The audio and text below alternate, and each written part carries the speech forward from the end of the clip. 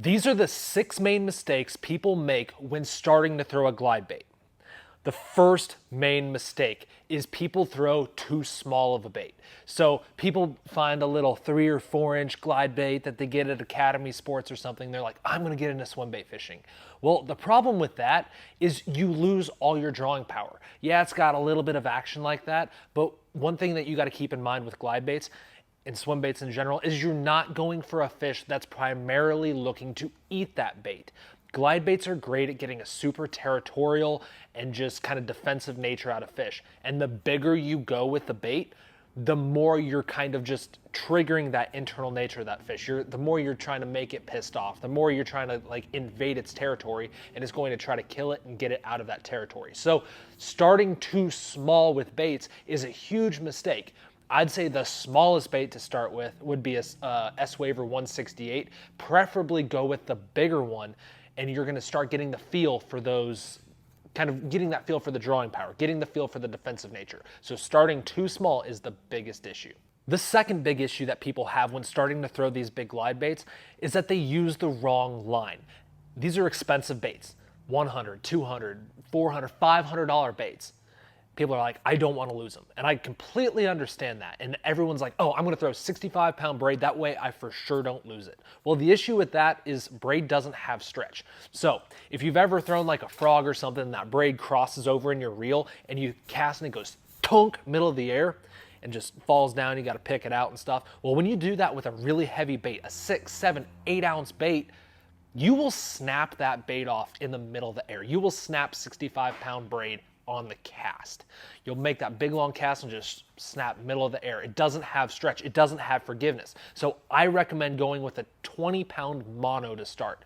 So when you make that big long cast, you get a backlash in the middle of the air. That line's going to stretch a long way and it's going to rebound, and you're not going to lose your bait. You're not going to have to kick that trolling motor on 100 and chase that line down. So start with a 20-pound mono and don't start with that 65-pound braid, because you're going to have a lot of heartache and you're going to lose baits. The third biggest issue people have when beginning to throw glide baits is that they tend to overwork the bait. Glide baits love slack in the line. They function the best when you're manipulating the slack that's in the line. People like make sure that line's super taut and they're just chopping it real aggressively, or just not allowing that bait to work. You got to let it breathe. You got to just basically work that slack. Have a nice bow in your line, pop it with the reel handle, get it to kick out wider. Don't work it on a tight line. The next big issue that people have when learning to throw big glide baits is they try to fight the fish. Fishing's fun. You get them on that spinning rod and zzz, you're fighting them. It's great. Well, when the bait weighs 4, 5, 6 ounces, if you let them fight, if you let that fish turn, they're gone. It's too much weight. It's too much leverage. Even with rotating hook hangers, good hooks, good split rings, you are going to lose a lot of fish. So once that fish bites, load up on the rod, 300 size spool reel, and you're just crank, crank, crank, crank. And if your buddy's not there with a net, boat flip them. Woo! Or if you got a net nearby, net them yourself. Do not let that fish turn.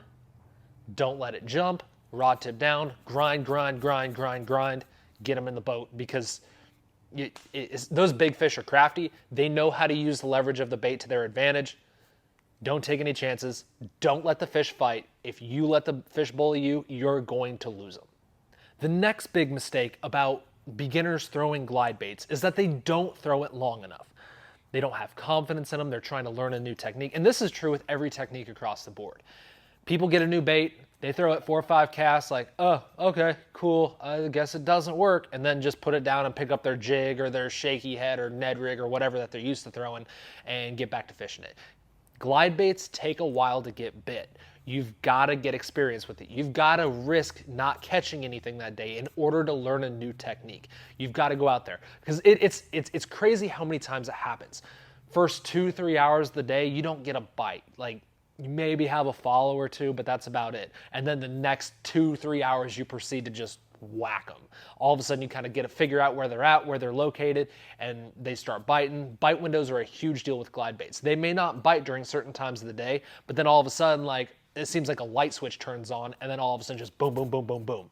Timing is a huge deal. So not throwing these baits long enough is a huge issue people have. So go out there, commit a full day to it. Just take your glide bait rod and just dedicate your day to learning them, throwing them, learning how to swim it. The more you throw an individual bait, the better you're going to get with that bait. You're going to learn what inputs that bait likes, how to work it better, what the fish like more about the bait. So go out there with a dedicated swim bait setup and just throw it all day long.